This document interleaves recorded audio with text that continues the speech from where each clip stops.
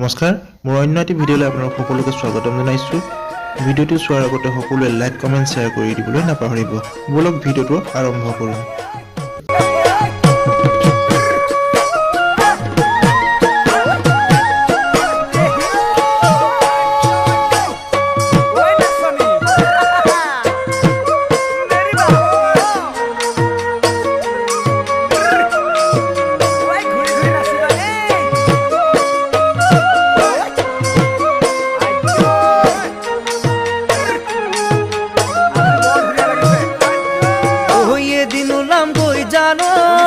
তোমারে ঘরতে জানই কাকু খবর নিদিয়া